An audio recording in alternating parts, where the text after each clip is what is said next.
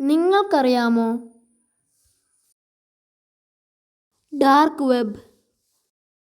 സാധാരണ സെർച്ചിലൂടെ ലഭിക്കാത്ത വെബുകളാണ് ഡാർക്ക് വെബുകൾ. ഇത്തരത്തിലുള്ള വെബുകൾ സാധാരണ സെർച്ചുകളിൽ ചെയ്താൽ കിട്ടില്ല. ഇതിനുദാഹരണമാണ് ടോർ, ഹൈഫനെറ്റ്, I2P എന്നിവ. ഇവയിൽ പ്രധാനപ്പെട്ടതാണ് ടോർ.